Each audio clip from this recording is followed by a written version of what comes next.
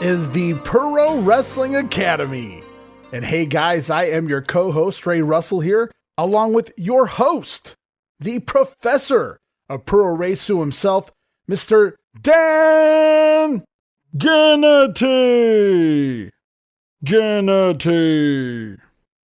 Welcome back to, I guess it's now officially episode number 1, Dan.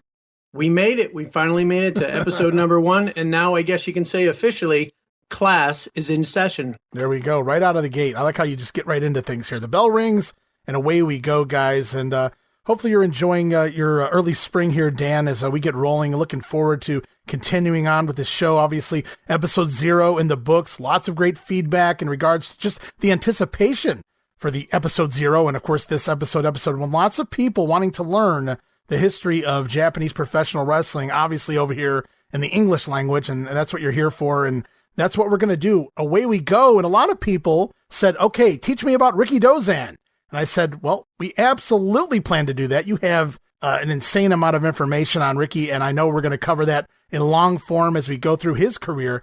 But before we get there, wrestling didn't start with RIKIDOZAN. He didn't wake up one day and say, I want to be a professional wrestler. That was the first time it was ever attempted here in the world of Japan. So actually, we're going to go back, guys, this week. Dan's got all sorts of information for us. Looking forward to going back even further in time, long before 1951, Dan. Tell us what you got on tap for us this week. Well, Ray, never let it be said that we didn't do our due diligence researching the history of Japanese professional wrestling. Amen to that. And most people would believe that RIKIDOZAN is the beginning, the end, the everything, and to some degree he is. But for the purposes of full disclosure, it's worth talking about those that preceded him. And there are a few folk that were wrestlers before RIKIDOZAN, and we'd be remiss if we didn't talk about it. Yeah, there's quite a few, actually. Well, not quite a few, but a few. And you're right. Not only do they come over to the States, but obviously a couple of them are going to try to make it work in Japan and fail. And that's kind of what this episode's about. I think we're going to get into a lot of the early stuff. So I'm looking forward to this. I did as much research as I could from my side, but I greatly appreciate all of your information that you sent over, because it really opened my eyes to an entire world I didn't know a whole lot about. And I'm very excited to go through this here this week with you. Well, I appreciate you saying that. And we're going to start in the year 1883 with Sorakichi Matsuda, who was a Rikishi. That's a certain level of achievement in the sumo world. He goes to the United States and he becomes the first Japanese pro wrestler. Kichi Hamada, who was a Sengo Kiyama in sumo, also leaves at the same time. Yeah. Same year, 1883. What I'd like to say about those two is that the sumo sport in Japan was the sport, absolutely the biggest thing. It's baseball, football, and basketball all wrapped together as far as popularity is concerned. That's how big sumo is in Japan, and I think it's still very, very popular.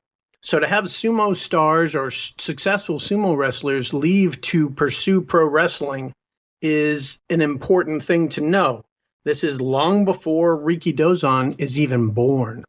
Yeah, there had been a lot of mixed martial arts, is what we know it today, going on back then as well. Jiu-jitsu and eventually judo, because I remember looking over your notes as well as some of the stuff I pulled up, that there was a Kodokan, which opened in 1882, founded by Kano, maybe it was.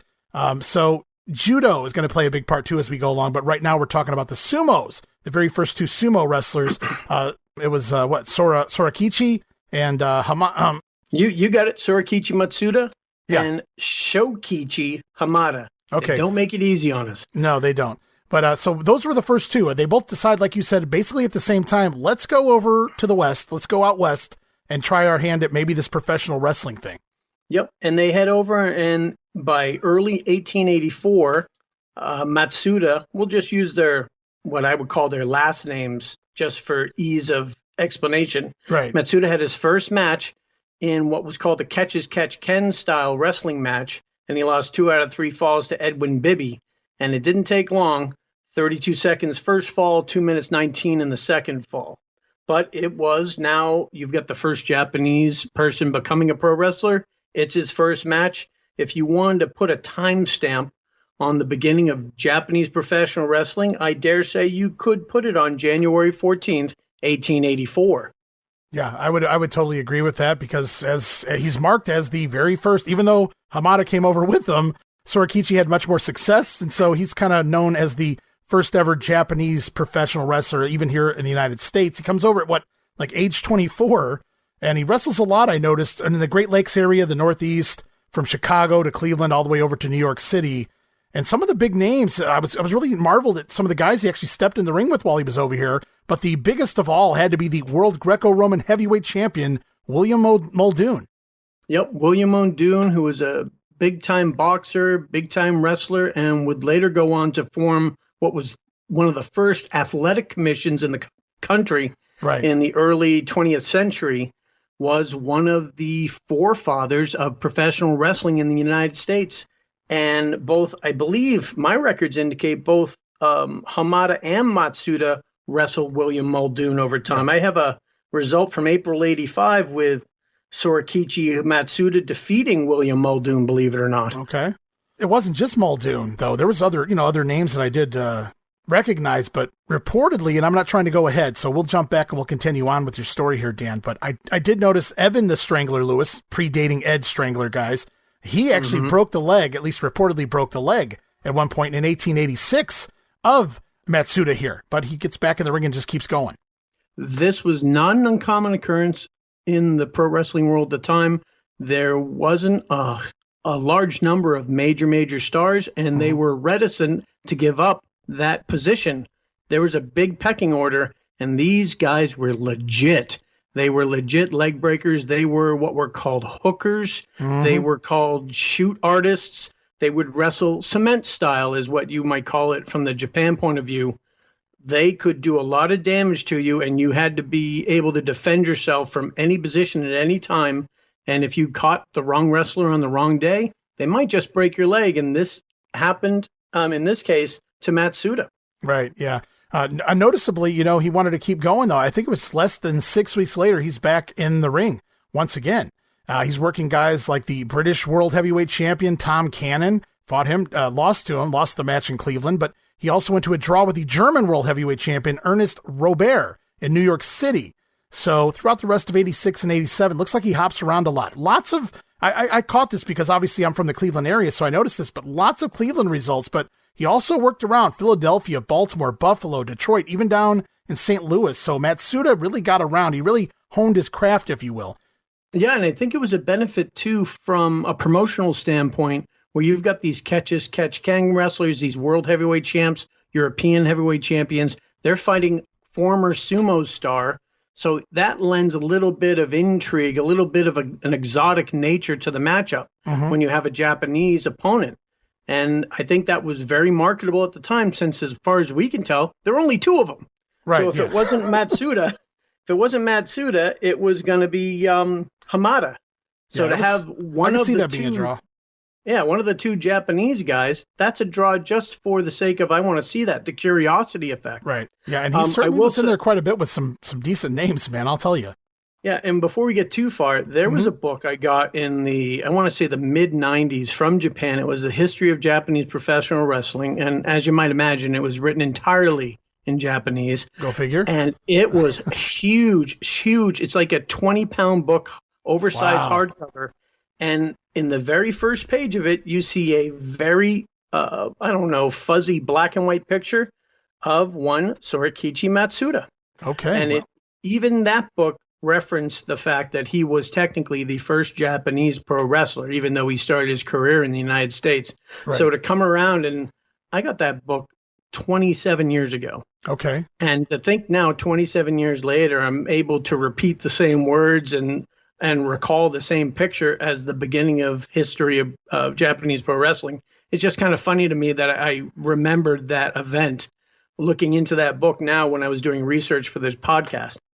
Well, you want to talk about events. I'm not trying to jump ahead here. I think we pretty much covered the basis of both guys coming over and working in the States for a few years here to really kind of learn that catch-as-catch-can / pro wrestling style. Not the style we see today, guys. A very different style, but I think everybody kind of gets what we're referencing here. But after years of learning the ropes here, many of the top stars, we talked about wrestling some of the Americans, but they also wrestled many Europeans. So they learned every various version of, style. that they could before going back. These former sumo wrestlers, they try to go back to Japan. And Dan, I want you to take it from here. 1887, at one point, Hamada, I guess, has the great idea, but he takes Matsuda along with him. Tell them what they decided they were going to go try and do. So they had an idea. They were successful in the United States wrestling. They were making money, and they thought, why can't we do this in Japan? We'll come in, we'll be the draw because they know us, and we'll make some money, and we'll show these people what we do for a living. So they brought 20 American wrestlers in for the cards that they had in the Kokichi, which was part of the Tsukiji district of Tokyo. And it sold out on the first day because it was something people had never seen, the curiosity effect. But it didn't sell out after the second day. Okay. So their first attempt, I guess, to gain a foothold in Japan failed. It had the curiosity factor for the first show, but it didn't even carry over to the second show. And it was aborted after that. And they said, all right, well, that was worth a shot. Can you imagine dragging 20 Americans or Europeans or anyone over there for this big, however long tour it was planned to be? And it looks great. Night one, you're like, oh, we're doing okay. This is going to be good. And then, just complete change. By all accounts, reportedly, the reason for this was the Japanese, the fans, and I guess the other competitors alike, not wrestlers, but maybe the sumo, the judo. They simply turn their nose to the Western way of the sport, electing to stick with their own tradition. Yep, and tradition is important in Japan. It's important in a lot of places. So they appreciated the spectacle of the first show, but when they ran a second show, they were reminded, yeah, that was cute. I'd just as soon never see that again. And don't forget, this is 1887, Ray. Yes. These guys weren't hopping on a jet to go back home. No, I was just envisioning them. That was a long boat. Yeah, a long boat ride from North America. I'm presuming maybe L.A., San Francisco type situation, all the way over to Japan, just making it that far, maybe a stop off in Hawaii or somewhere along the way, whatever islands they may have passed. But my God, and I'm just going back and picturing Balki Bartakamus on that boat ride that he took to the Americas back on Perfect Strangers, circa 1980s. Of course, no, don't be ridiculous. I love that show. That was great. That was a great follow-up from Beverly Hills Cop. Yeah, it was good stuff. So that little interchange was all improv, and that's super important. Improv is important in the world of wrestling, and that's how we just tied that back in to the world of Japanese wrestling. Yeah, but it's kind of crazy to think all of those guys went over there, and then the failure. I mean, it was basically dubbed an epic failure in regards, at least to the drawing of the crowd, the money that they were probably promised. But make no mistake, at the end of the day, this was extremely important to the long run because it didn't just it did mark the beginning of an attempt of professional wrestling in Japan, 1887. They would not try to run Japanese wrestling in Japan again for over 40 years. Yeah, that's crazy. They wouldn't even try it. That's how well they did on the first run. They said, yeah, we've seen enough of this. And so, and speaking of Hawaii, I'm not even sure if Hawaii was stoppable. No. I'm not even sure at the time if they had a port that could handle that boat. Right. That wasn't an American territory till like 1930 something. Right. Yeah. I don't know my islands that well, Dan, so I went with Hawaii when I was trying to think over there. It makes sense on the map. That's where I'd stop.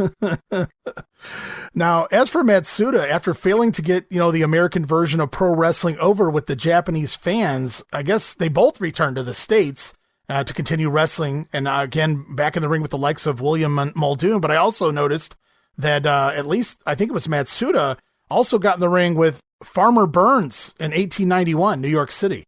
Farmer Bruns is another, if you were to make a Mount Rushmore of the pioneers of U.S. pro wrestling, Muldoon and Farmer Bruns would be on it. Farmer Bruns would become famous for his physical fitness, and he released a series of pamphlets way back in the 1800s about staying physically fit, and they were popular. So again, to be able to just be in the same ring as these titans of the sport, it provides a lot of credibility for the Japanese pioneers into the world of professional wrestling. It's kind of sad to see here Matsuda. He breaks in as a sumo, young in his career, goes over to the Americas, becomes basically a professional wrestler, if you will. works for several years here in the States, goes back and tries his hand at bringing it over to his homeland in Japan. Doesn't work out. Back to America for a few more years, wrestling some pretty big names here by all accounts, traveling the country. But then later in 1891, after his match with Farmer Bruns, not directly after, but later in the year, I should say, it's reported that Matsuda dies destitute in New York City at the age of 32. So I guess it's safe to say that while his win-loss record wasn't exactly the best, he was credited as being, for his size, one of the best of his time.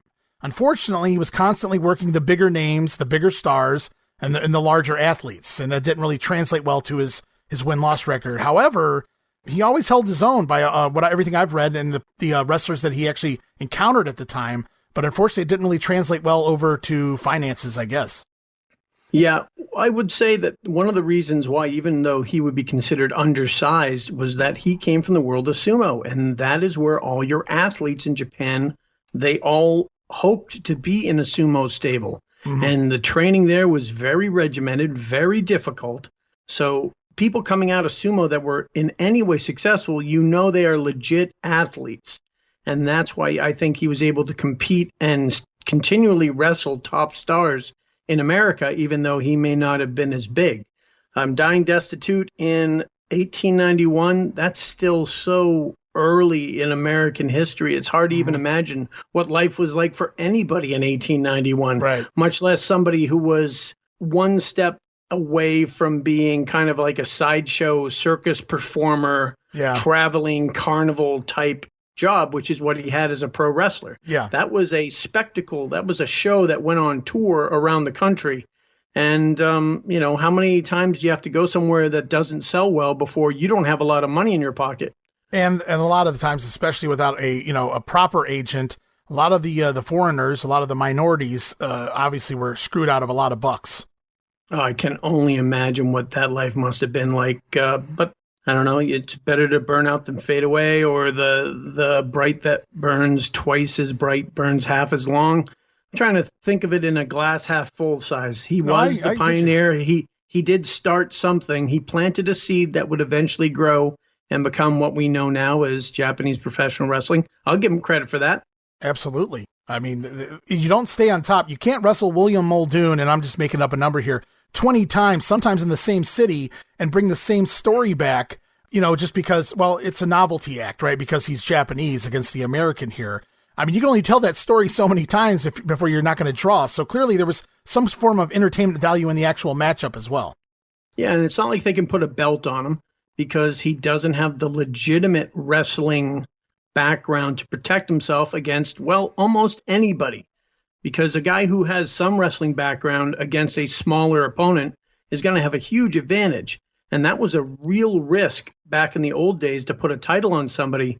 I'm trying to remember the name of the guy in the early 1900s they put the belt on, and it was not long after he had it taken from him because he was more of a showman and less of a legit wrestler. And the first real wrestler he ran into, he got paid money, he shot on him and took it right away. So it's not a surprise that there was a ceiling to how high both Hamada and Matsuda could go in the world of professional wrestling, even way back in the 1800s. Right. Well, speaking of the 1800s, that's really all I have for information in the late 1800s. If you have anything else in that era, please feel free to not just inform everybody else, but myself, because everything else I have from here on starts in the early 1900s. Well, I do have something from the 1800s, and it's kind of a cop-out, but I will say that a youngster named Adolf Ernst was born on April 7th, 1887. Okay. And we're about to find out who he is and why he matters in a second, because the next timeline or the next event on the timeline I want to make mention of is in 1914, the world light heavyweight champion, Ed Santel, defeats a judo or judoka, Tokugoro Ito, who was a 5th degree black belt, in a judo match in San Francisco. And he wins when he cracks Ito's head, and Ito's unable to continue. And at that point, he claims to be the world judo champion. So Ed Santel, the man who will eventually train some very popular names, he's a heel all the way back in 1914, not only cracking heads, but claiming himself the world judo champion when he is actually a very well-trained wrestler, that's for sure. Santel was actually the guy you're referring to when you said Adolf Ernst. He became Ad Santel here. That is correct, and he was jacked. This guy was, what would they say, body beautiful, six-pack. He was absolutely ripped, big arms, super strong from everything they say. And just the fact that he claimed himself to be the world judo champion after beating him. Take some balls, man. It rings echoes of when, oh my gosh, I can't remember his name. He was in the Man on the Moon movie. Why am I not remembering Andy his Kaufman. name? And thank you, Andy Kaufman beating women and calling himself the intergender champion. Yeah. I love it from a booking point of view. That's what I'm saying. 1914, no television. Jerk move. Yes, amazing. This guy already knows how to, it's box office, right? That's like natural heel charisma.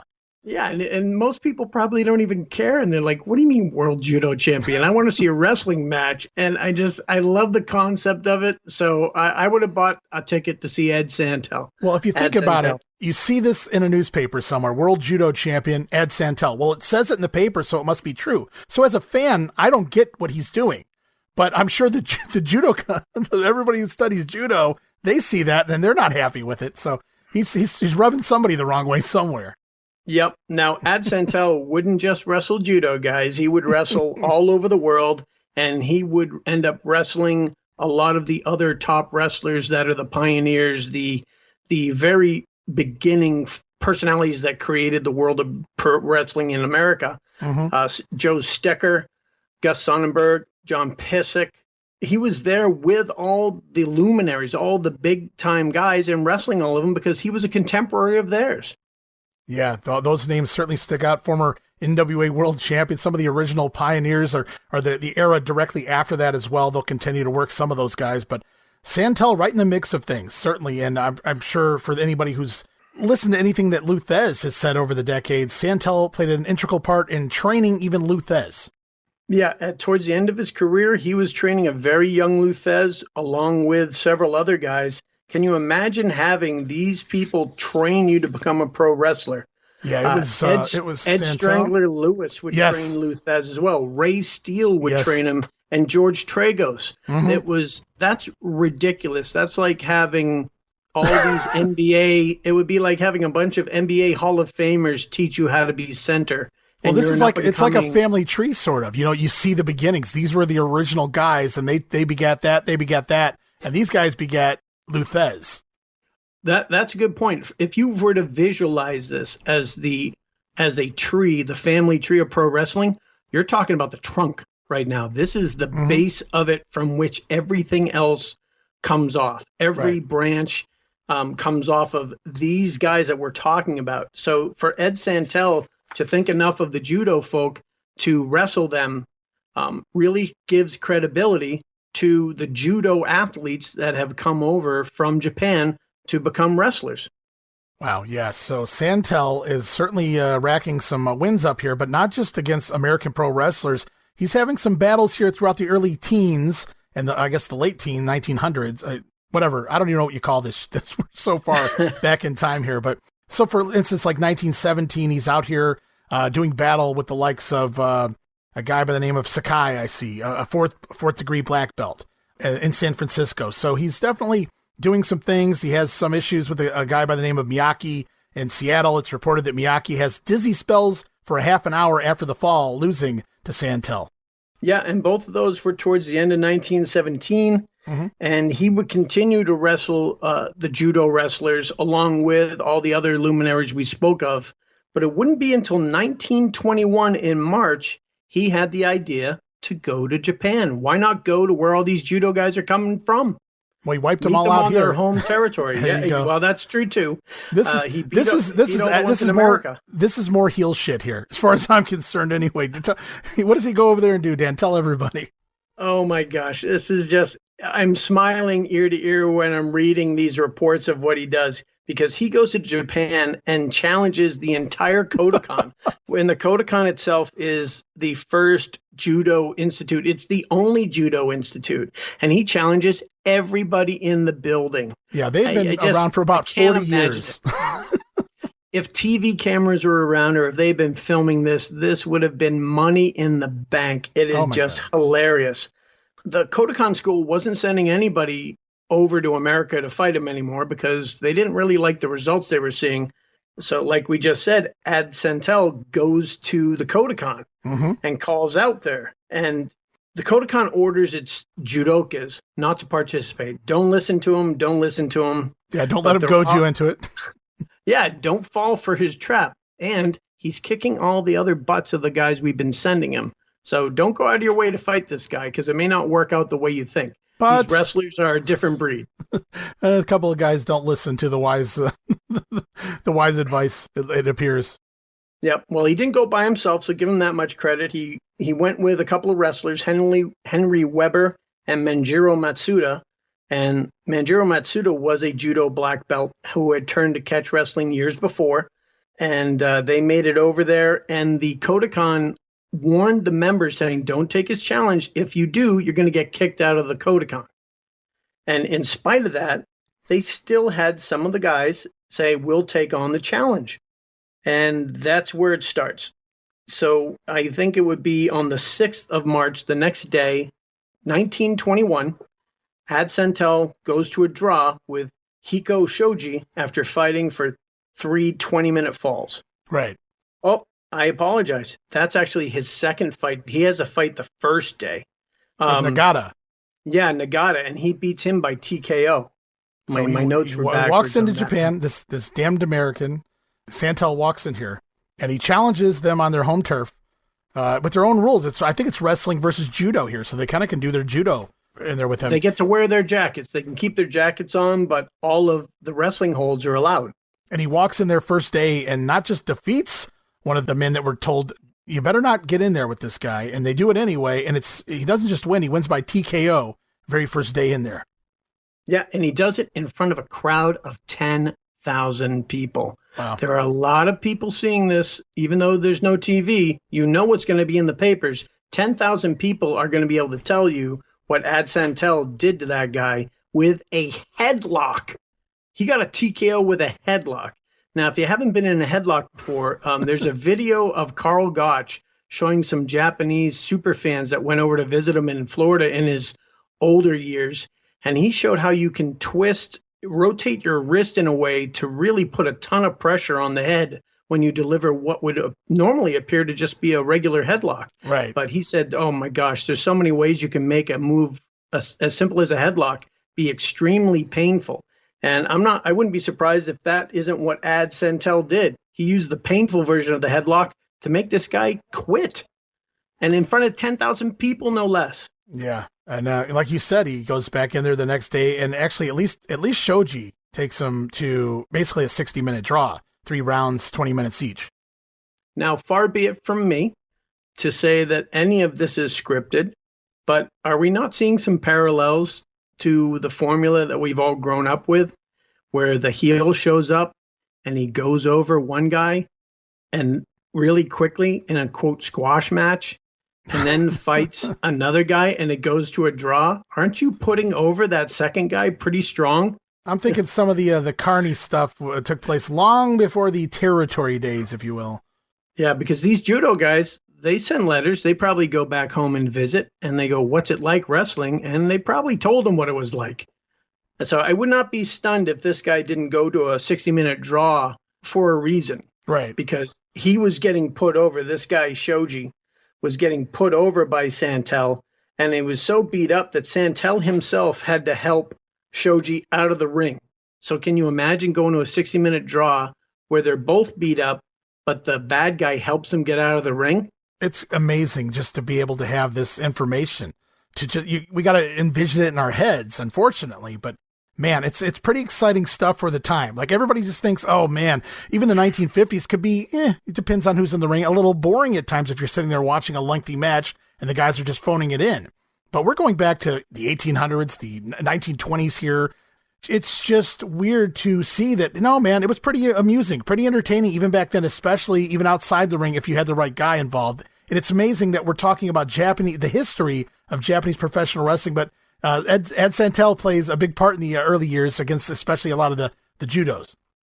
Yeah, and the stuff we're talking about, RIKIDOZAN still hasn't even been born yet. Right. Yeah. Yeah. Good call. And we've been talking as long as we have, and we haven't mentioned his name. No, so that's how much history there really is. Right. It's amazing, though, how little history there is coming very shortly here until Ricky kind of takes it by the hand and helps develop it much later on. But there is plenty more things to talk about, Dan, and I'll let you continue on here. Yeah, let's keep up with this tour of Japan by the heel faction of Santel and his two friends, Henry Weber and Manjiro Matsuda. We do not have complete results of any of the altercations here. We just have Santel's matches. But during the time when he was in Japan, he would defeat Hitoshi Shimizu, who apparently defeated his buddy Henry Weber earlier in this, I'll call it a tour, or their time in Japan. Henry Weber got beat by one of the judo guys. And who comes to save the day? Santel avenges his buddy's loss. Again, what a storyline. It's a good storyline. And you know what? Here's the thing about classic stories and classic tales. They're classic because they work. They're classic because they're popular and they resonate with the listener. Yeah, some storylines never get old if done properly. But these were like the original versions of these stories, right? So they're basically setting the format. It's for really a century cool to come. Yeah, it's really cool to see these attempts at storylines play out, little bits and pieces that get woven into the fabric of wrestling as the years go by. But you're seeing some of the very first incidents and attempts at trying these storylines out. It's really cool to see this stuff. Absolutely.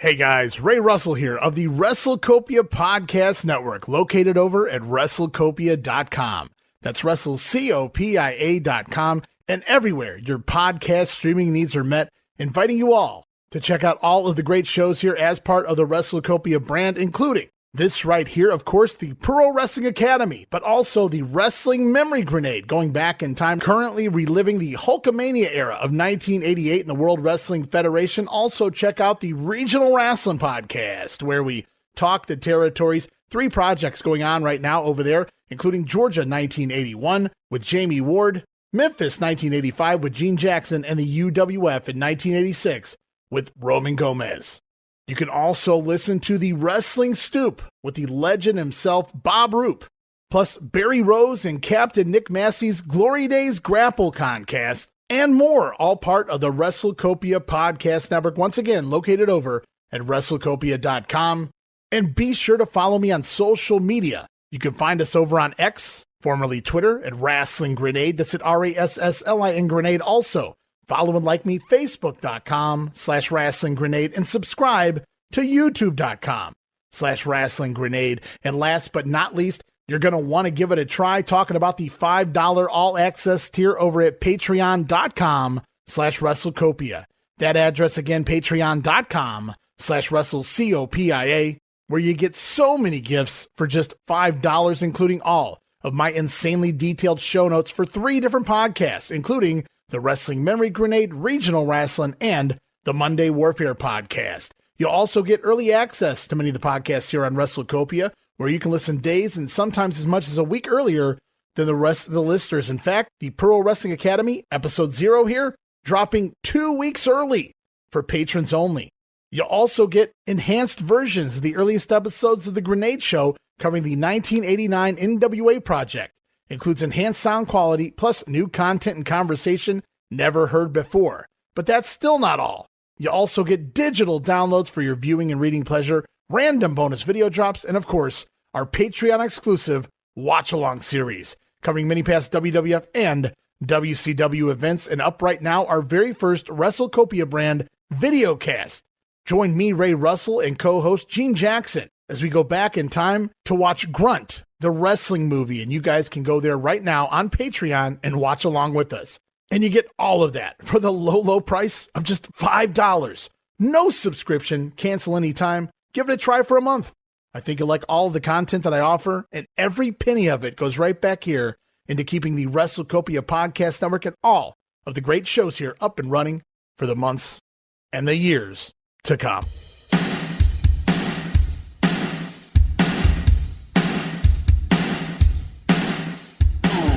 Hey guys, you're invited to join us April 20th, Orlando, Florida at the fabulous Rosen Center Hotel for Barry Rose and Captain Nick Massey's Glory Days GrappleCon.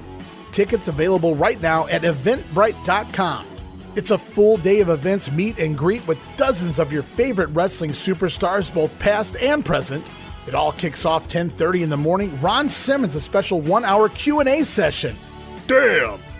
Then from there, meet and greet all of the great superstars in attendance. Get your pictures, get your autographs, and spend some time. Have some conversations. Make a memory. Before we head off to the Legends of World Class reunion panel, hosted by former announcer Mark Lawrence.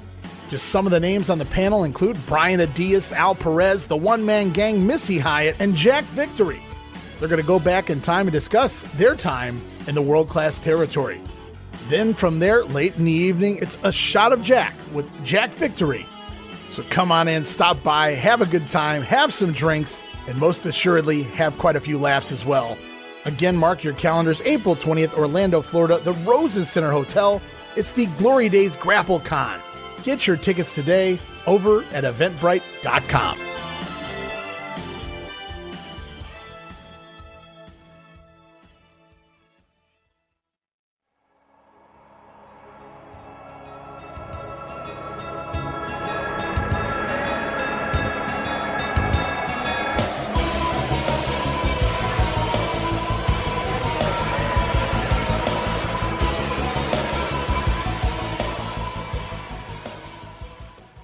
All right, so the impact of these performances was immense.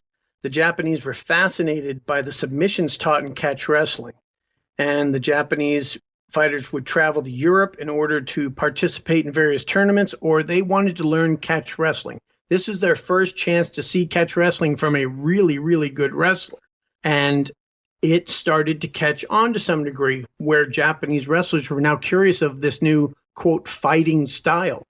And they were going to all over the world to learn different ways to fight. They had known sumo. Judo was very fresh. Judo had been created like 30, 40 years earlier, and that was just kind of an offshoot of jujitsu. It was jujitsu with a little bit, some bells and whistles. Mm-hmm. So to them, this catch-as-catch-can wrestling is a new way to fight. And that, after this 1921 tour, for lack of a better word, really started to interest some of the Japanese fighters, where they were interested in and they were pursuing and learning more catch-as-catch-can wrestling. So it's safe to say that Santel, whether he was trying to or not, he becomes not just a pioneer of pro wrestling in the Americas, but he kind of becomes a pioneer of pro wrestling in Japan because he brings it there. And this time it's a little more successful, at least with some of the other fighters. Hey, this stuff, there might be something more to this. Yep, they would go to Billy Riley's school in Wigan, which would later be known as the Snake Pit, and that's where Billy Robinson went. Dynamite Kid spent a little bit of time there. I know that Karl Gotch went there, and this was where Karl Gotch was a super tough guy and knew a lot about a lot of things before he ever went to the Snake Pit. Mm-hmm. And when he got to the Snake Pit, he said he was humbled. He had no idea how much he didn't know. And wow, he really learned a lot from the guys there, which makes him super dangerous now. Yeah, absolutely. And we'll have a chance. There are times when Karl Gotch gets involved, and he does possess a position that I think you're only allowed to have one person hold the title of, which is God of Wrestling. Yeah. Pretty sure there's only one of those, and that's him. So keep your ears and eyes peeled on YouTube whenever it gets on there, that we'll be talking about Karl Gotch in depth in future episodes. Looking forward to that, man. So we have this tour of 1921, and by all accounts, it doesn't look like Santel's going back anytime soon, or anybody really trying to go back over and do this again. because my notes don't have anything for a few more years here. Yeah, I don't have anything until 1925. Let's see. Well, 1924, in November 14th, I think it's about time that we mention his name. Do it. RIKIDOZAN is born Kim Sing-nak in what is known as North Korea today. Right. So RIKIDOZAN finally born at the very least. After all this, after Santel is running a really successful run in Japan against the Judokan, now he's born. But I've got something from 1925 with Santel, where he faces a new judoka. His name is Sutao Higami. He's a 165-pound fighter, but he's highly renowned for his groundwork expert. Okay, I don't have this in my notes. Is this in Japan, or is Higami coming over to the States? I believe he's wrestling in the States. I'm trying to find. No, I was just curious. I was just wondering. I didn't have that in my notes. Like I missed that. But no, I want to hear all about it, man. Yeah, there isn't a ton, but this guy Higami, he had trained under Ito and Miyake, and we had brought up Miyake's name earlier. In 1917, Santel met Taro Miyake in Seattle, and that's the guy he slammed so hard that Miyake had dizzy spells for half an hour after the fall. Mm-hmm. While he stays there, he trains and helps train this youngster, Higami. So now he's kind of a hybrid. He knows judo, but he also has a ground game. It's the parallels to UFC and MMA, the evolution of MMA in the 20th century. It's like a mirror image on how it's happening here, and we're reading about it 100 years beforehand. So he had a 2-fall match against Santel, and Santel won the first fall and choking Higami out, and then Higami won the second fall, going through locking a Jujugatame, which is I think it's a arm lock. And then the last fall ended in a draw. Again, you're looking at Santel. This is 1925, and he's getting a guy who is trained up as now kind of a hybrid fighter, and they go to a draw. And this is a guy who's beaten everybody. So it almost sounds to me like Santel's got somebody he wants to push, and maybe he can go on tour with him, and they can fight each other all over the place. 2 falls were evenly scored, match ended in a draw. Then Santel would meet Setsuo Ota and go to a draw with him. Okay. And I think that was kind of like the last big-time judo fighter that Santel faced. Okay. And that gets us all the way through 1926. And the next timeline event I have is in 1928. And that's Taro Miyake, the guy who trained that guy that we just talked about, right, getting put over as a youngster. Yeah. He had become a wrestler in the United States. He comes back to Japan and tours with 3 other wrestlers. And again, it fails to sell tickets in Japan. Well, at least he didn't bring 20 guys back with him, right? It was just Miyake and 3 others. Give him credit. This time it's only 3. So let's start small, right? 17 less tickets to buy. There you go. So now we've had 2 attempts to, how do you say, promote wrestling in Japan that have failed.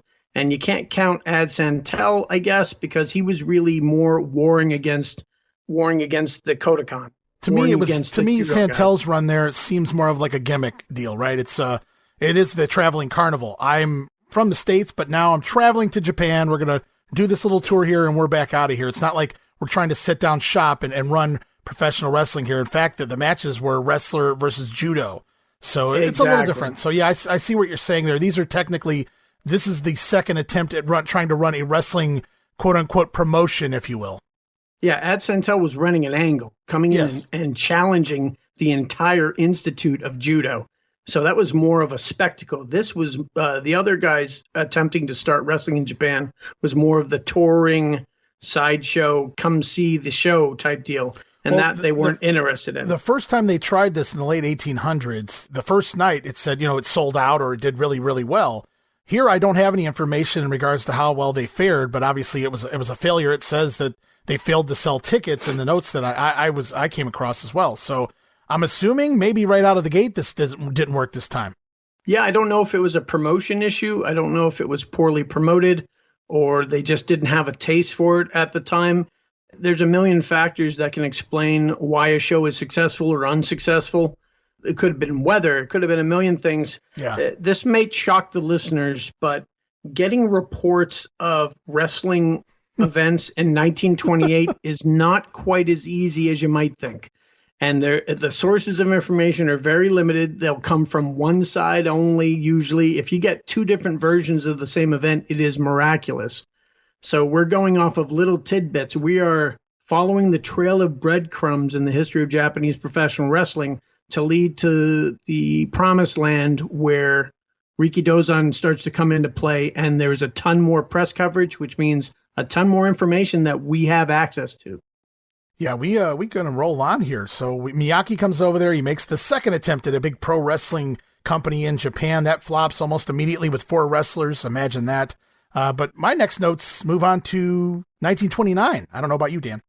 I've got the same thing. Hiko Shoji, who had been to the U.S. with Ed Santel, comes back to Japan and announces the entrance of the Japanese judo into the U.S. So now he's bringing judo into the U.S. as its own entity, as opposed to saying, look, our judo guys are going to fight the wrestlers. Now they're saying judo can live on its own, and we're going to start opening up judo institutes in America. Right. So that's a pretty big deal in the world of judo for him to introduce it to the American world. And in exchange, the amateur wrestling style starts in Japan with the help of Ichiro Yada and company. So apparently there are multiple people that were introducing amateur wrestling into Japan. So yeah, it was kind of an exchange of sports. Yeah. I think it's even mentioned as an exchange, and it is. It's a mention of exchange of cultures. And in this case, cultures can work together. Cultures can bond instantly over music, over sports. It happens every time. It's happened for thousands of years, and it will continue happening. You know, you can get sworn enemies who like the same team or like the same player, and they are now friends. It happens all the time. That's what, Bob Roop has talked about on his show in the past in regards to amateur wrestling and in the Olympics. Politics aside, they weren't worried about, their leaders and all of that stuff. They came there for sport, and that was a common bond that they had, all of the athletes. So I see what you're saying there, and it is kind of cool that they're going to bring judo over to the United States, and meanwhile we're going to send amateur wrestling over to Japan. So just like a culture exchange, really. Yep. And in 1932, that same Hiko Shoji would wrestle for the Olympic Games in Los Angeles. So we do jump ahead a few more years, but we're still talking about Hiko Shoji, who had been wrestling with Ed Santel and now wrestles in the Olympic Games. So there were always showmen. I have newspaper clippings going back at least to the 1920s with gimmick wrestlers, if you will, Dan. But at the same time, the majority of the guys that made it at the time or that were looked at as credible in drawing power were definitely not jokes, right? They were definitely hookers, shooters, whatever you want to call them. And obviously Shoji here in the Olympics. So that says a lot for him. Absolutely. If you were a showman, good luck to you. You would have to have so much protection in order to sustain your notoriety, because any random dude with legit skills can take you out at any time. Yeah. If you're pretty, they can make money off you. But the question is, how long can they do it before someone humiliates you in front of 15,000 people? Yeah. Jealousy's a mofo.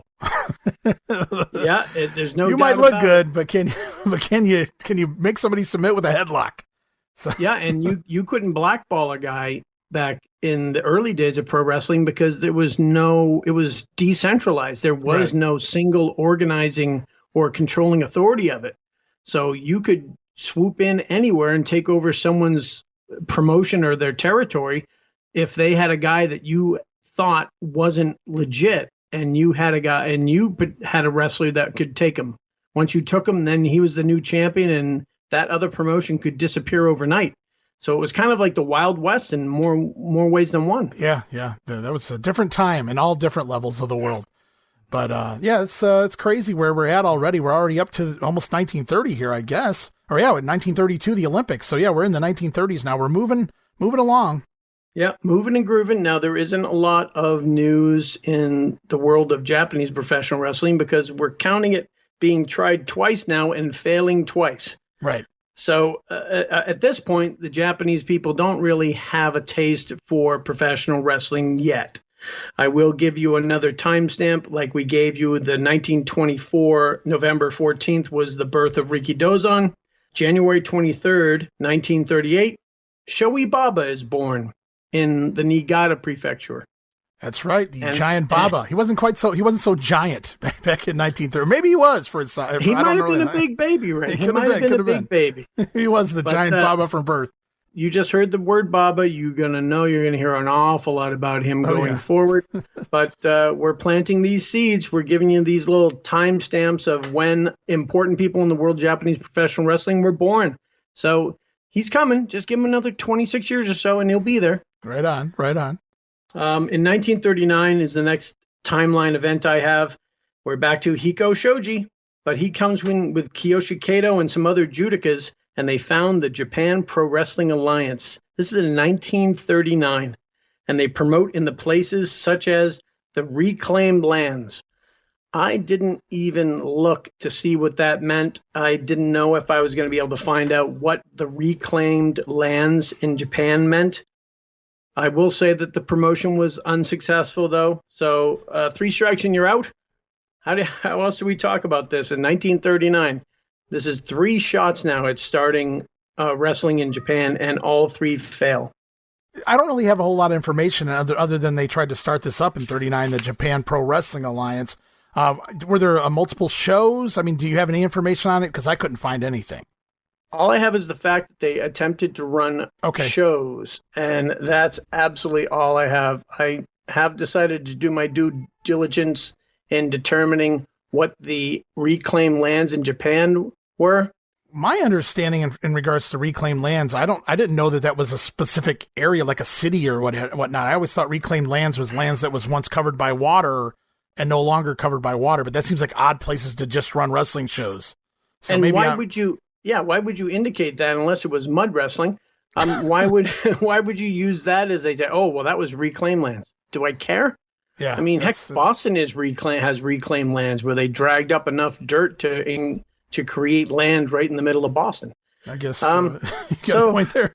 If there was a cultural significance to reclaim lands, I got a great idea. Everyone listening to this podcast, if you know what the heck they mean by reclaimed lands, feel free to get a hold of us, WrestleCopia.com. We're on the internet. It's Twitter. We haven't shielded anything on this podcast yet, so I tell you what, Dan. People love to correct everybody. It's just human nature, and we're not asking you to correct us, but this is non-wrestling related, right? So they're not going to want to do their due diligence and help us out here. But we'll ask you anyway. Somebody in the know, let us know exactly what the reclaimed land is. There you go. Our first official request to the fans of the podcast that haven't even heard it yet. There you go. So I'm looking here, 1939, and it says with these guys that tried to start the JPWA, I'm just going to give it some call letters to make it faster. But so Shoji, he was in the Olympics, right? And then Kato, didn't really read anything on him, but the way he's lumped in with Shoji, it sounds like Kato probably trained some in wrestling. However, it says other judoka. And it's like, so the entire group doesn't sound like there's a lot of wrestling knowledge about them. Yeah, I really have no information other than that. It's cryptic, but we do have a list of judokas that were also wrestlers because we've seen a list of them. And if you look at the matches that Santel had in America, he references several judokas. So who knows? For all we know, it's some of those guys coming over and said, let's try. Now we know judo, we know wrestling now. Let's try to run our own deal. It's very possible. I do know a lot of the judoka went over to Hawaii as well. So they probably ran into a lot of wrestlers over there. It's worth a shot because now it's 1939, and I believe that that's an American territory at this point. So we know it is before 1941. Well, I'm looking over here. I'm out of notes in regards to the timeline up to 1940. I don't know if you have anything else up to the 40s. No, that's it. We're going to hit 1940. The important event of 1940, and it does refer to what most people think is the granddaddy of them all, the Babe Ruth of Japanese pro wrestling, RIKIDOZAN. And 1940, in reference to him, is when he makes his debut in the world of sumo. Okay. Like so many other guys, RIKIDOZAN was a sumo wrestler. And I'm not sure. There is some speculation that he may not have been born in 1924 because the birth records in North Korea at the time were notoriously incorrect. Okay. And some have speculated that he may have been born same time of year, but possibly 1922. we're quibbling over 2 years, but I thought I would at least mention it for the fact that he'd be starting sumo at the age of 16 if we were to believe the printed birth date, or 18 if we were to believe the rumors. Okay. So he starts sumo. He doesn't start in tournaments in 1940. He starts in the world of sumo in 1940 at the age of 16, we'll say. And he wouldn't participate in his first proper sumo tournament until over 6 years later in the November 1946 tournament. He did well in the first tournament, but in his second tournament, he went 9-1. He had 9 wins and 1 loss.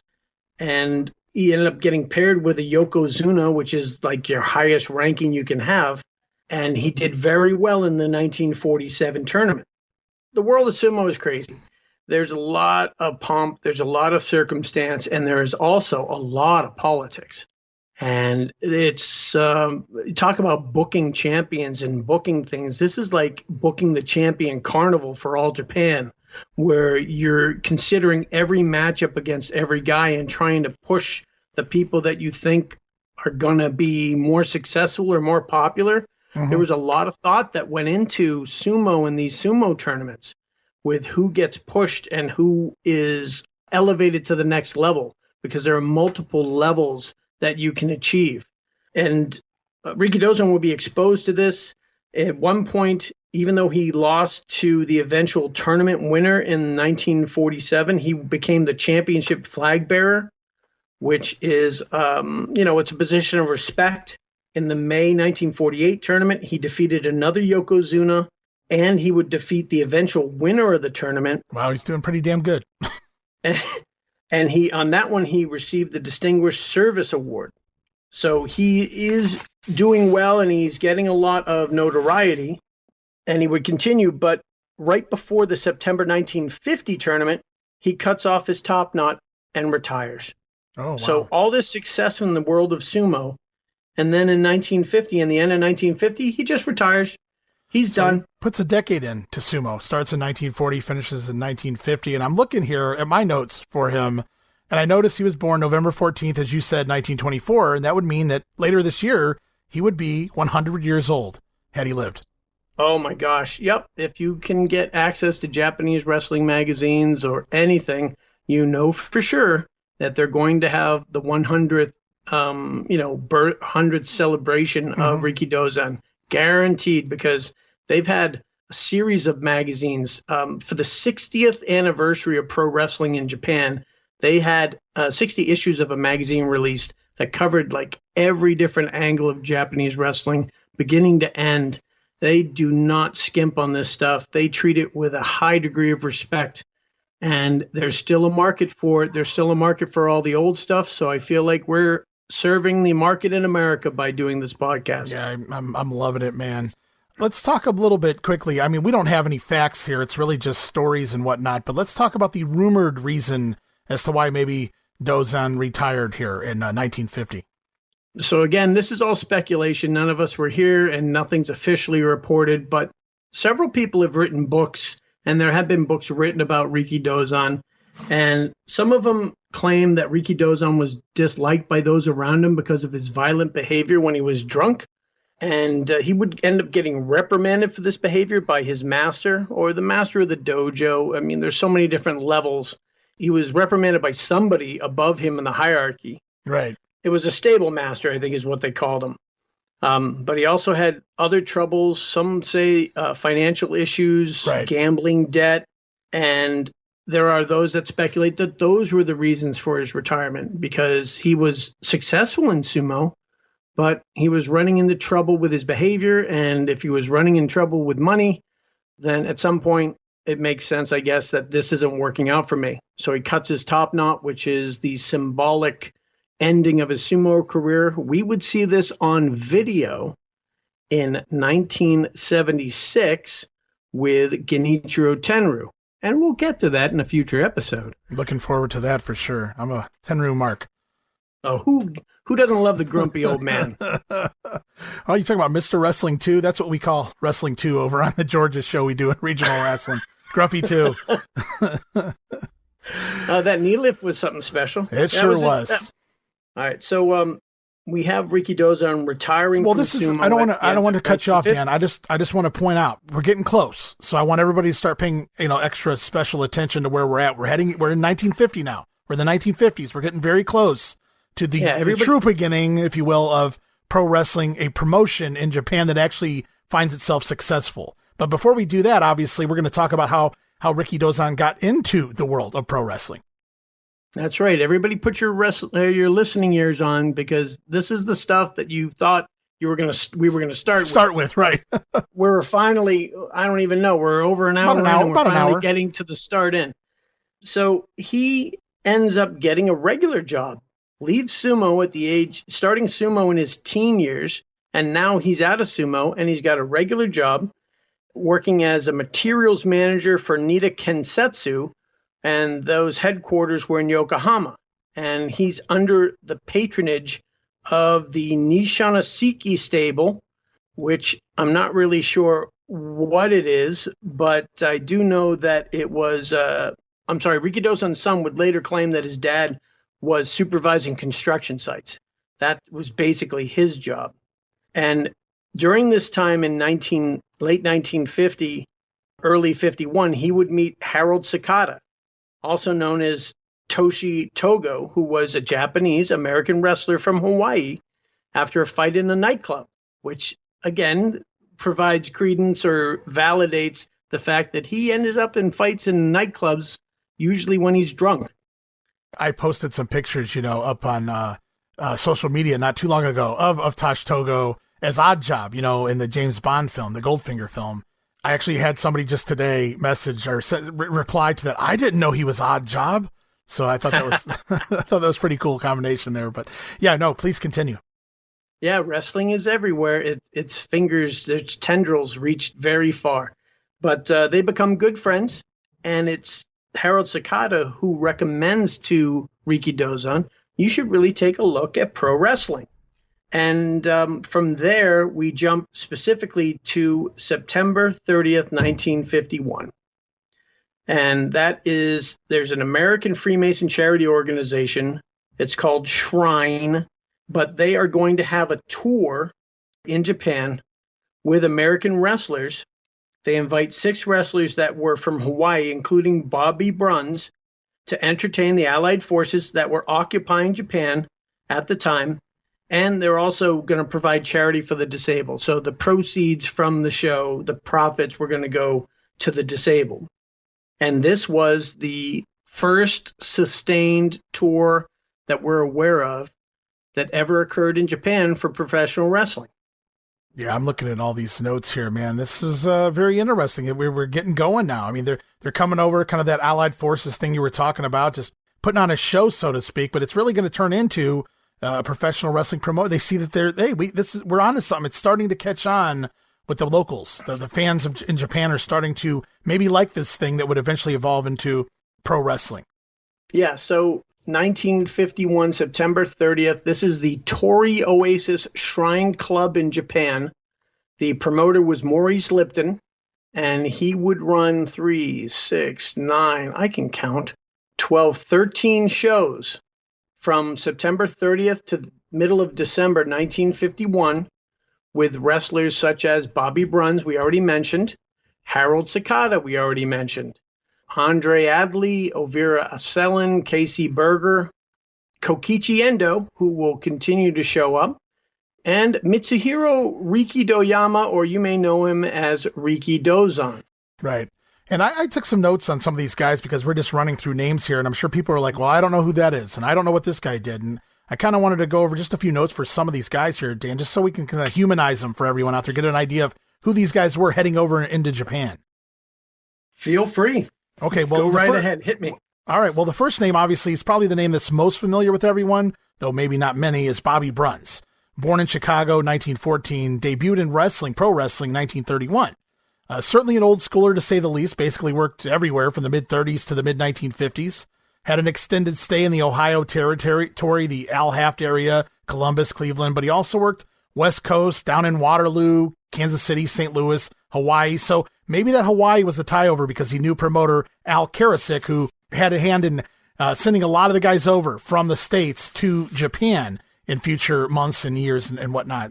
Bruns, I went over his background, held about a dozen regional titles, 8 of them in Hawaii alone, big in tag teams, held belts alongside the likes of Bobby Manigoff, John Paul Henning, Luther Lindsay, and RIKIDOZAN. Imagine that. Bobby Bruns and RIKIDOZAN, tag team champions in Hawaii. Isn't that funny how that happens? Yeah, something like that, huh? But he finally kind of slowed down by 1960, finished up in the Central States and then down in Amarillo, retires in 62.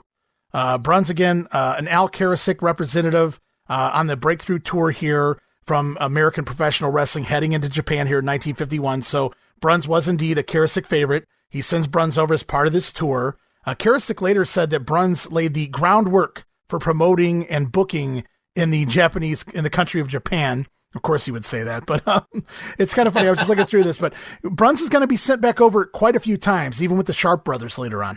Yeah, and beyond the wrestlers that we've mentioned, there's an interesting referee that's here who would also box a couple times on the tour. You want to give the listeners that guy's name? They may have heard of him. Oh, you must be talking about Joe Louis. That is correct. Yeah, Joe Louis is going to be part of this tour. I got some notes on him, too, when we get there. Some of these other wrestlers, you mentioned a few of them. I was looking through here. Obviously, Harold Sakata, Tosh Togo, he's here. He born in Hawaii, I do believe, in 1920. Made his debut in Hawaii also, 1949. So another Hawaiian sent over for this first tour of Japan. He actually moved from Hawaii to the West Coast, so he changed he was Toshioki Sakata, but eventually became Harold Sakata for those curious. He was an Olympic weightlifter and represented the United States, won a silver medal in 1948. And again, like I said, better known in the James Bond film for the buffs out there as the character Oddjob in the Goldfinger movie, and later did commercials in the 70s as well for Vicks Formula 44, I do believe.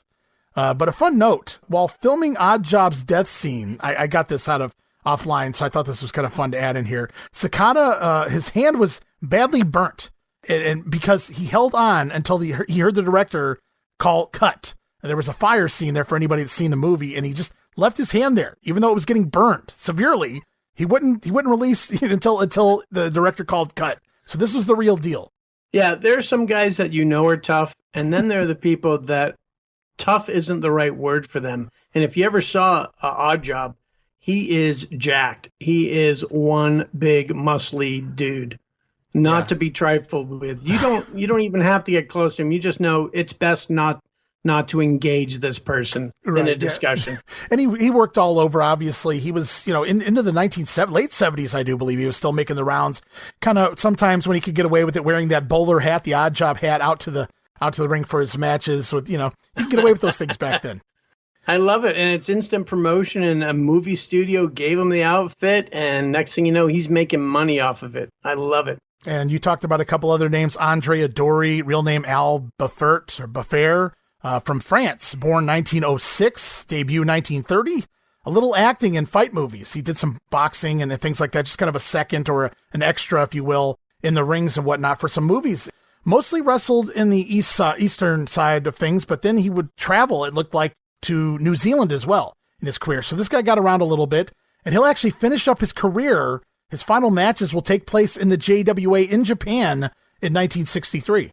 Wow, all the way to 1963. Look, we're not even there yet. No. We're more than 10 years away from that. Yeah, I've noticed a few of these guys will actually try to, get a few last runs here in Japan before they completely retire.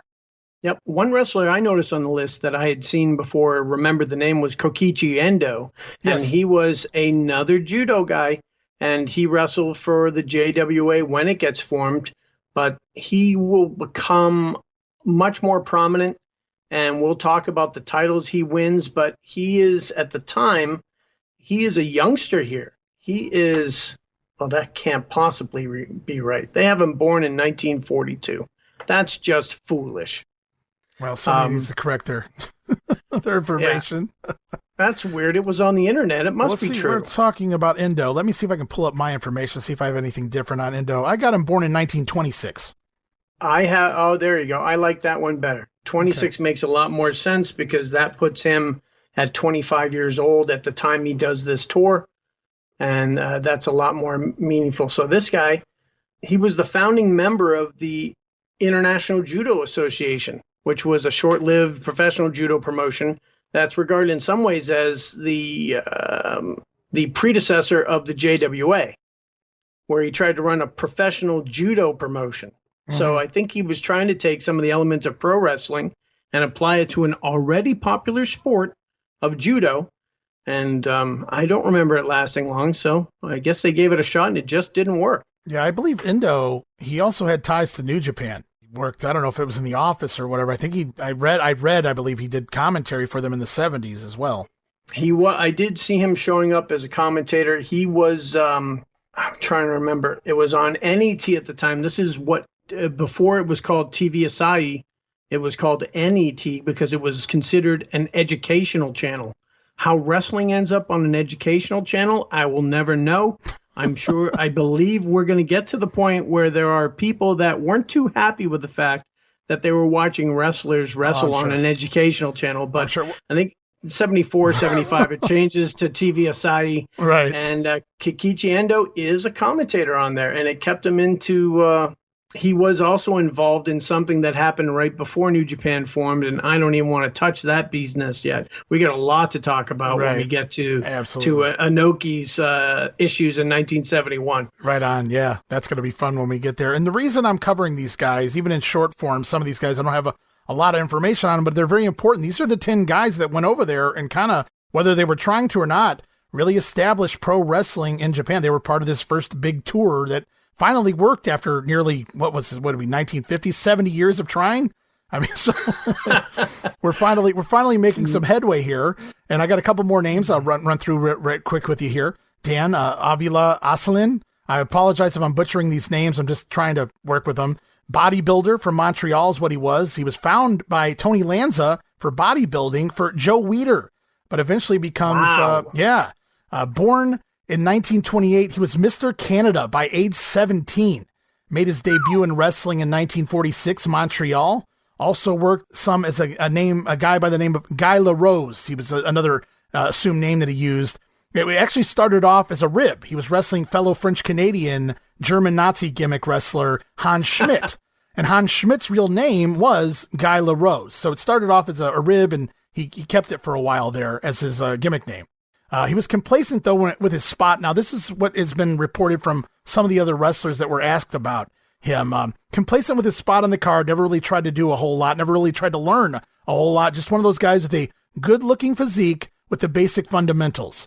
And he did work through all over in the 1950s into about 1962. Then he stayed more close to home up in Montreal, working most of the 1960s. But again, much like some of the other names I already mentioned, he retires on a tour of the IWE in Japan in 1974. Oh, I can't wait to get to the IWE. Boy, oh boy, we have a mountain of information. So much stuff. Yeah, I can't wait. Yeah, I can't wait. It is ridiculous. It's I'd say it's too much, but I would never dare to say such a thing. No, definitely not. Also, we'll look at one Cornelius Augustus Berger, a.k.a. Casey Berger. Wise choice in changing of the name there. Born in 1905, Cedar Rapids, Iowa. Debut in 1925. So he's getting a little long in the tooth. He worked through the 1930s, disappeared for an entire decade, Dan. Then he pops back up here in 1951, where he does stints in Hawaii, San Francisco, and obviously Japan. So this is actually his swan song in pro wrestling, is Casey Berger.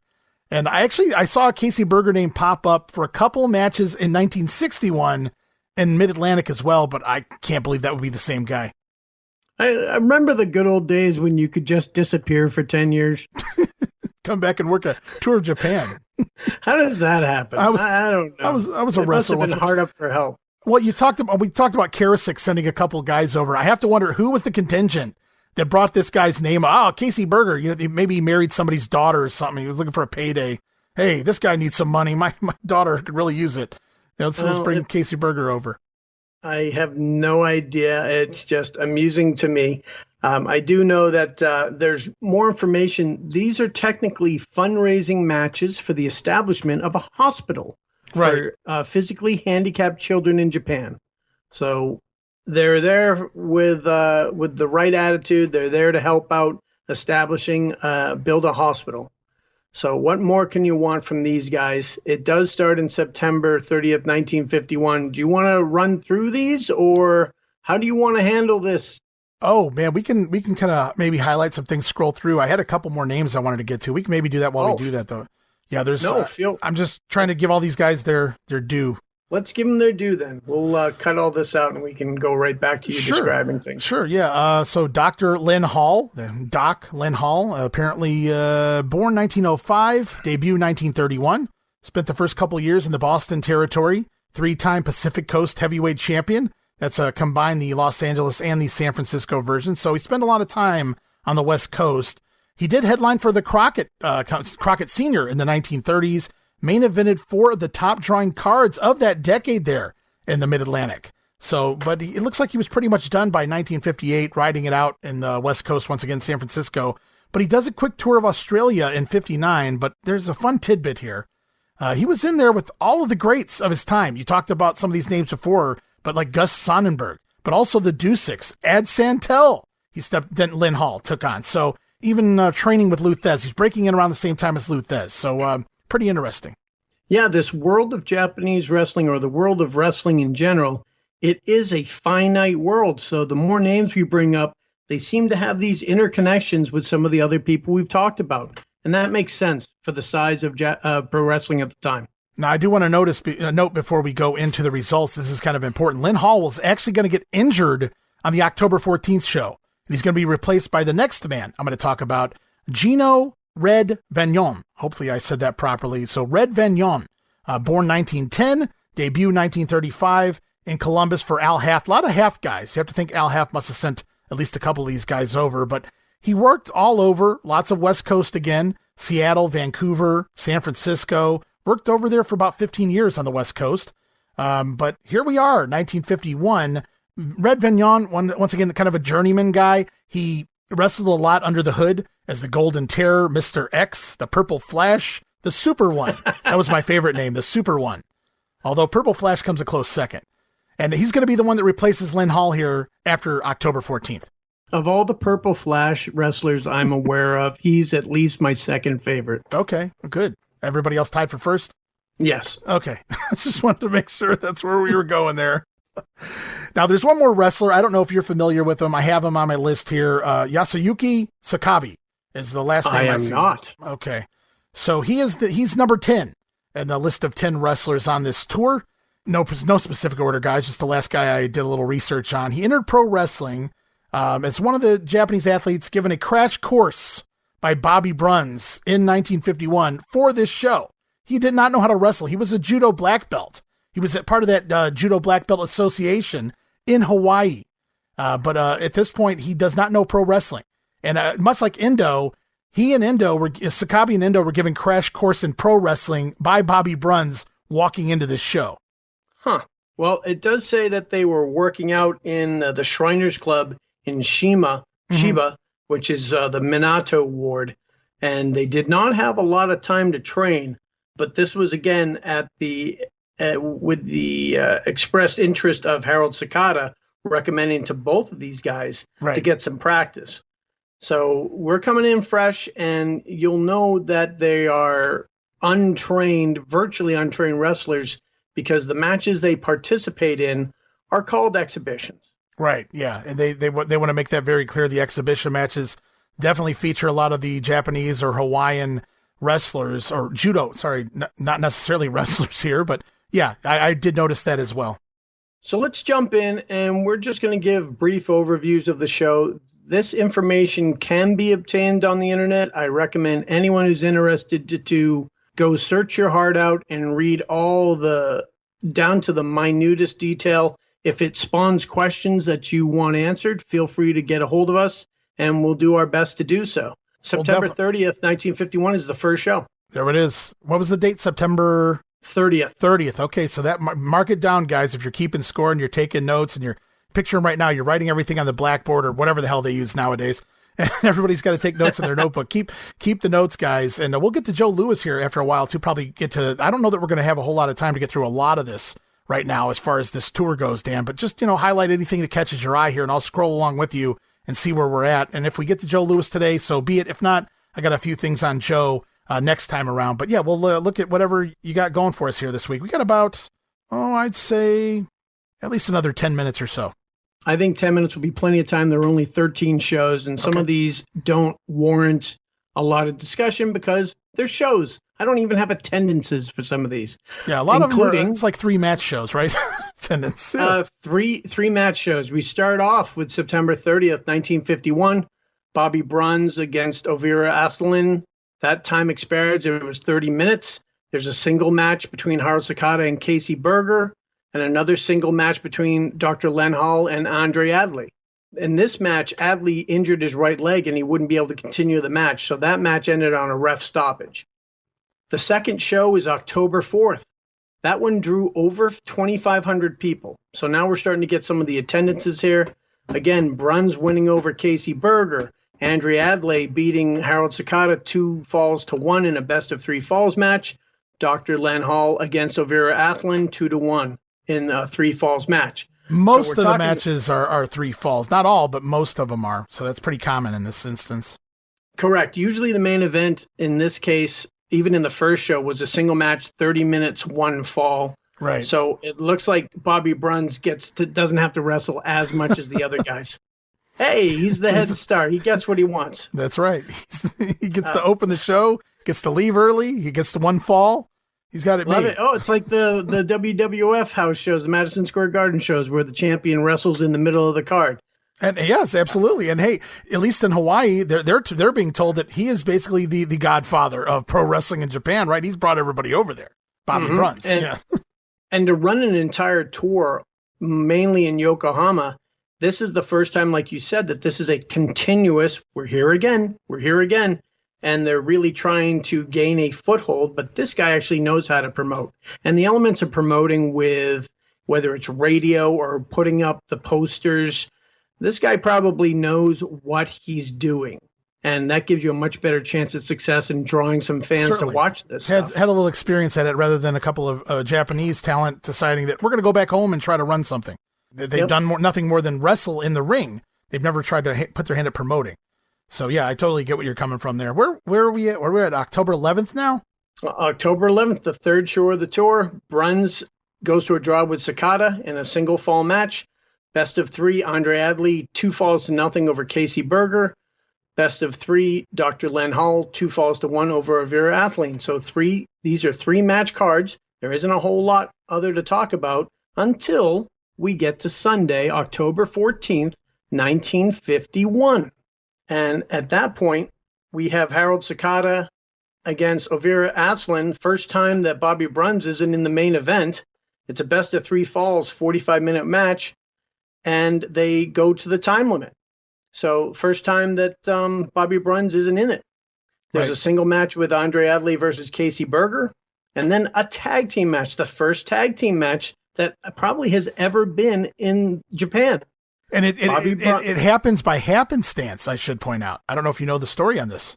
That is correct. The main event was scheduled to feature Dr. Len Hall and Bobby Bruns, but was canceled due to Hall's back injury back on October 11th that you referred to, Ray. Mm-hmm. And now it's coming back up. 1951, they pitched the idea, hey, we don't have the match we promised, so let's make this thing a tag team. Well, what's a tag team match? The very first that we know of, first ever tag team match in Japan.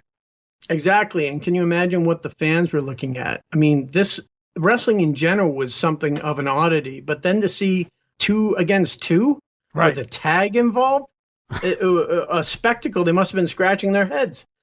But this is what you do when this is the world of improv, I guess. When plans change, you come up with a plan B pretty fast, and they came up with a tag team match. It's a best of 3. Adley and Sakata win 1-0. Okay, second fall was a draw. Second fall was an out of time. Okay. So Bruns and Aslan lose the fall or lose the match then, correct? Yeah, they lose the fall to Adley and Harold Sakata because it's 1-0. Okay. Now, I don't know if they enforced that rule where you need a second fall. We can definitely say that it was the first ever tag match in Japan. So I mean, who knows what the rules were? They were making it up as they went. No, they just made it up as they go along. What we can say is Adley and Sakata won the only fall in that tag match. Right. That is the end of the main event for October 14th. We move on to Sunday, October 28th, 1951. And the first match is an exhibition match with Bobby Bruns against Mitsuhiro Rikidoyama or RIKIDOZAN. There we go. RIKIDOZAN. This would be his debut, right? That is his debut. Awesome. Sunday. Mark it on your calendars. October 28th, 1951. If you want to wonder where it began, where it all started, this is another place you could say this is when it started. And it was an exhibition match. Probably another reason why Bobby Bruns' name is batted around a little bit here. Let's see. The next match would be Andre Adley goes to a time limit draw with Harold Sakata. I should say the other match was a 10-minute. It says no match in my result, but I think that means draw. The way I have it. Yeah, the results I found have a draw here. Bobby Bruns and RIKIDOZAN. Yep. The third match, Ovira Aslan wins against Casey Berger, 2 falls to nothing. And now we get another tag team match. Hey, they loved it so much last time. Yeah, absolutely. Let's bring that thing back. Yep, and it's Bobby Bruns and Ovira Athrin against Gino Bagnan and Harold Sakata. And Bobby Bruns' team wins 2 falls to 1. And it should be noted that this is Vagnon. He comes in here replacing Lynn Hall. That is correct. That was a ruling that was made because of the injury to Len Hall's back. Yeah, he comes in and replaces him for the rest of the tour. Correct. So that is the 5th. I believe that's the 5th match on the tour. We move to the 6th, November 14th. Another exhibition match with Bobby Bruns against Kokichi Endo. Time limit draw. I have another exhibition match with Obira Aslan against RIKIDOZAN. And my results are obscured on my paper. I do not have a result for that match either. Unknown result. I believe this may have been a fluorescent light tube cage match then. I'm just going to call it now. Explosives too, somewhere in there. Yep, that's what I'm thinking. Best of 3 falls, Harold Sakata versus Casey Berger. Sakata wins 2 falls, nothing. And another tag match. Adley and Gino Bagnan against Bobby Bruns and Ovira Aslan. Is that a full-blown? It's almost a rematch of the one from a couple weeks ago. And they void the decision. I'm trying to see, first fall, Adley wins. Second, Aslan wins. And then the third is, in the second fall, Bagnan accidentally punches his partner, causing Adley to lose the fall. And angry Adley chases Bagnan around, and the match is forfeited. November 14th, 1951, wrestling. Folks. Classic wrestling angle to create a non-result. I love it. That is fantastic. 1951. A partner accidentally hits his partner, and that partner gets mad and chases him around the ring. In 1951, guys. They were doing this stuff long before you guys thought they were. The next match is on November 18th, 1951, and this one is in the Korakuen Stadium in Tokyo. And this is starting to show something a little interesting. These crowds haven't been particularly huge. They may have been doing well. This crowd is 10 to 20,000 people. And it's also, it's not a 7-match show. It's not a 10-match show. It is a 15-match show. So it's like WrestleMania, kind of. It is a WrestleMania. Not in the granddaddy of them all spectacle WrestleMania, but by the amount of matches on the show anyway. Yeah, not even close, because this one is almost all boxing exhibition matches. Yeah. Now, boxing, I don't know of boxing's popularity or existence in Japan at this time. I haven't even thought to do any research about it, so I'm going to guess that it's still something of a spectacle. But there are no less than 1, 2, 3, 4, 5, 6, 7, 8, 9, 10, 11, 12 of the 15 matches are boxing exhibition matches with 3 pro wrestling matches in the middle. One of them is a 10-minute exhibition match with Ovira Aslan against RIKIDOZAN, which goes the time limit of 10 minutes. There is a best of 3 falls with Bobby Bruns beating Gino Bagnan 2 falls to 1. And then Andre Adley, time limit draw against Harold Sakata. And then we go back to 6 more boxing exhibition matches. All featuring Joe Louis.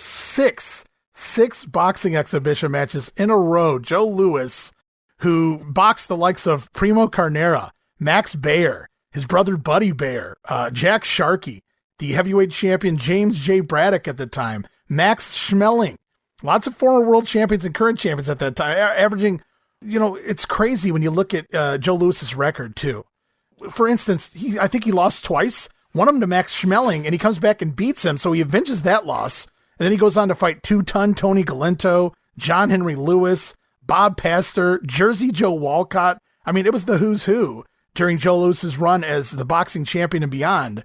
And his final pro fight as a boxer was his final of only 3 losses in his career to a guy by the name of, you may have heard of him, Dan, Rocky Marciano. And that was... I think I've heard of him, the bad boy of Brockton. Well, here we are. What is this, November 18th are we at? Yes. He retires pro, Joe Louis does, less than a month before this, October 28th, 1951, Joe Louis's final pro fight against Rocky Marciano, and that's where we're at right now. Yep. Now, I will say, you may say 6 consecutive exhibition boxing matches right. by one boxer. Let me give you some of the info. It's a 1-round exhibition match, a 2-minute round. Yeah. And he would KO Willie Polite. The second one, he would go to a decision against Lee Giles, then a TKO against Jim Hickey, then a decision against Buck Dakotaba, and another decision against Nat Gray.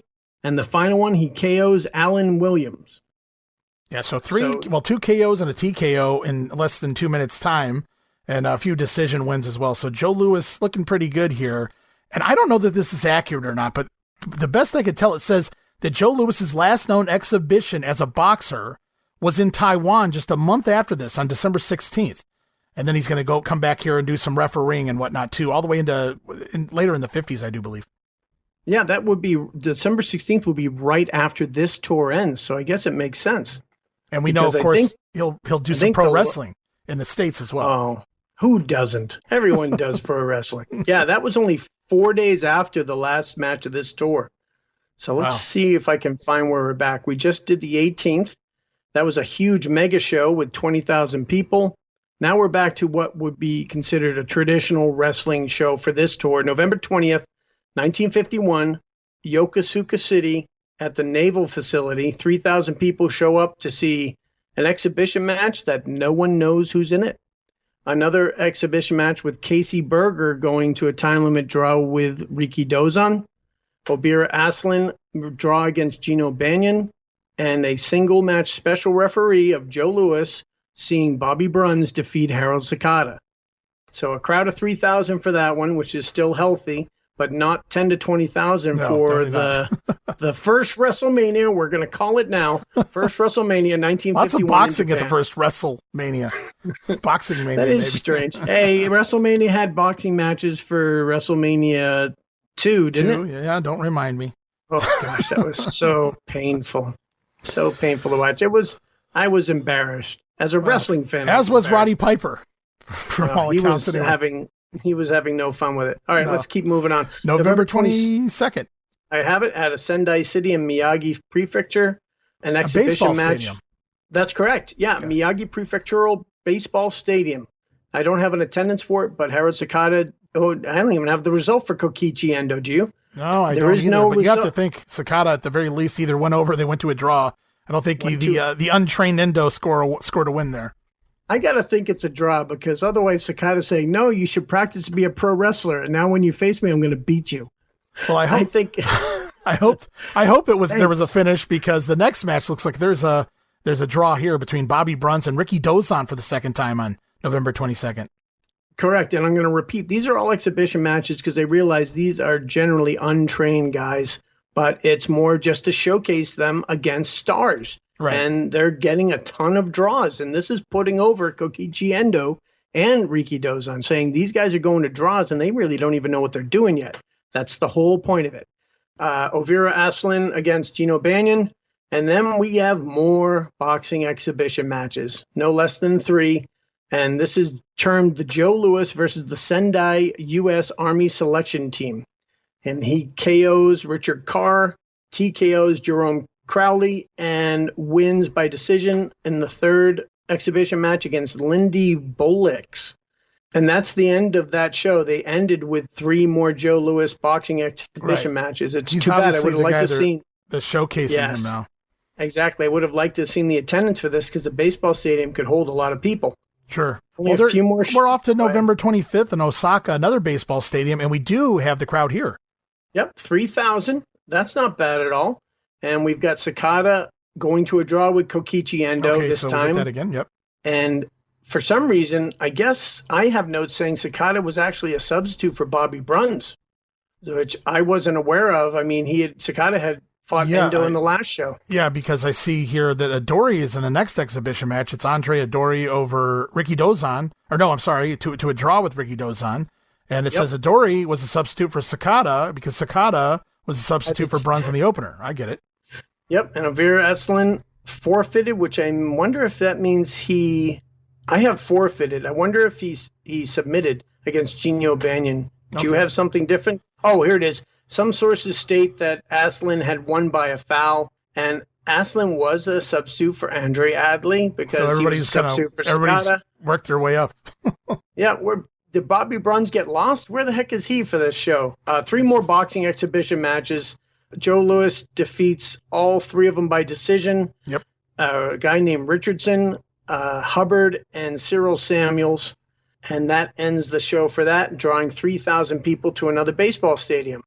And we're coming up on the final 3 shows of this 13-show tour, the very first tour, proper tour, in Japan. December 2nd is what I have in Yokohama City in the Flyer Gym. And this one starts with a boxing exhibition match, Harold Gibbs versus Don Walker. We go directly to a best-of-3 falls tag team match with Gino Banyan and Adley, winning 2-1 over Aslan and Sakata. First fall's a ring out, and Harold Sakata ends up injuring his knee in the first fall.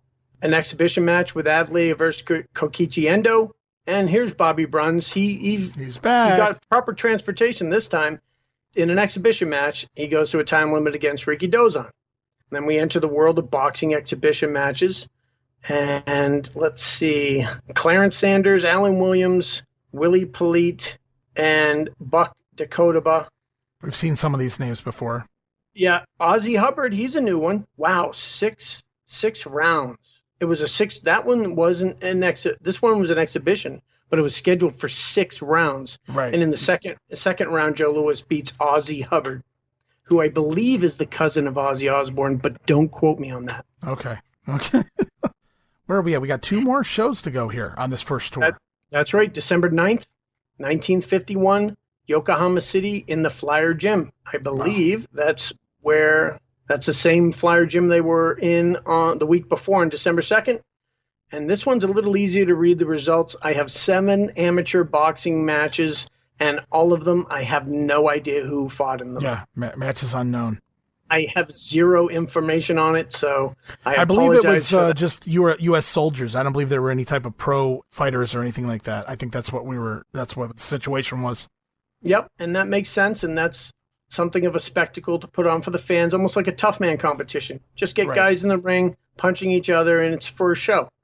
We move on to the pro wrestling exhibition matches. If it's an exhibition match, you know who's in it. It's going to be RIKIDOZAN or it's going to be Kokichi Endo. Right. Let's see. I have Harold Sakata going to a draw with RIKIDOZAN. I have Ovira draw against Endo. And the main event is a tag team 3-fall match. Gino Banyan and Andre Adley against Bobby Bruns and Ovira Athrin. And I don't have the result of it, but that was a tag team. Yeah, it's kind of funny how the tag team thing started, just by, like I said, happenstance, and now they're like rolling with it. Hey, that wasn't too bad. That thing you guys did where there were 4 of you, just keep doing that every night. Do that again. Yeah, exactly. Yeah, so if you can remember what I just told you with the December 9th, 1951 show, that's going to pretty much be what the December 11th, 1951 show, which is the final show of the tour in Memorial Hall in Tokyo. You're going to have 6 amateur. Wait a minute. You have 4 amateur boxing matches with American against Americans. The 5th one is between 2 Japanese fighters. The 6th one is a match between 2 Japanese children. Wow. That's a little early, huh? DDT may have popularized that in the 2000s. There you go. 1951, they did everything first in 1951. Tag matches and matches with kids. It's all here. Boxing fight between quote-unquote Japan children is what I have in my notes as well. I want you to answer honestly. Did you really think we'd be talking about Japanese children wrestling each other and talking about the history of Japanese wrestling in 1951? Absolutely. I'm going to say I didn't. No, I mean, there's so many things that I've come across that I'm just blown away by. Ed Santel and his awesome, promotion of being a heel all the way to now children fighting here on a wrestling card in 1951. It's crazy to look at, but we got some other matches here. Exhibition again, Bruns and RIKIDOZAN going to what they're calling here a no match, a draw.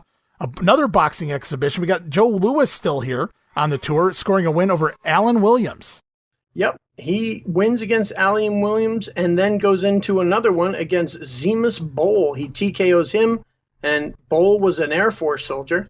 And then another boxing exhibition match. This one's a 4-round match, and it appears that Joe Louis won in some way against Buck Dakotova.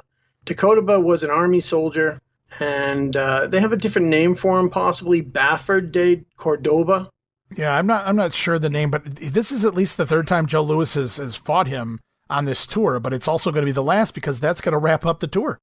That is the end of the first tour. Over that tour, RIKIDOZAN had 9 exhibition matches, and I believe Kokichi Endo had the same number. Yeah, I don't remember if they both started the same exact date or not, but it seemed like they did. I don't want to scroll up and find all that right now, but it's roughly the same. Yeah, they appear on pro wrestling cards, but they're not professional yet because they're doing exhibition matches. Right. They would return at a later date to do it for real, we'll say. And I think that's probably a place that we can leave off and end the very first episode of the history of Japanese professional wrestling. Yeah, talk about class in session this week. We just went from 1880, basically, all the way to 1951. We covered the very first attempt all the way to what will become the beginning of Japanese professional wrestling here in 1951 now, ending with the very first tour featuring an exhibition matches with the one and only RIKIDOZAN. So I think we covered a lot of ground, and I thought hopefully lots of entertainment value here as we told a lot of stuff I didn't know until I started researching this with some of the stars of the United States and whatnot getting involved and kind of making this a little more quote-unquote entertaining, if you will, adding a little flavor before we get things going here, man. And Dan, man, I love this trip. I appreciate you, man. The show flowed. I was having a great time, and I'm looking forward to continuing this. I had a really good time, too. I learned so much, and it's fun to bounce off of somebody else as opposed to just reading straight text and trying to think of it in your own head. When someone else says it, it kind of sparks ideas. It's really fun, and we're going to have a lot more fun as we go forward. We're going to have a lot more to talk about, and we're just getting started, folks. So if you like this, please give us some feedback, comments, emails, Twitter, whatever you want to do, however you want to communicate with us. Just let us know that you heard it and let us know what you think. And if you have questions, please send them our way. We're doing research every day on these for this podcast. It wouldn't take any effort from us to research your question. So please give us some feedback on this. Indeed. So the episode number 1 of the PURO Wrestling Academy in the books. Hopefully you guys enjoyed it. Again, leave us feedback. Let us know what you thought. Plenty more to come as we open up 1951. So I guess you can say we have finally arrived, Dan. There's going to be tons to talk about, and that's understatement. What's to come here on the show. But man, I just appreciate you making the time and getting another one out. Episode 2 right around the corner. Looking forward to it. Me too. And for everybody listening, class is dismissed.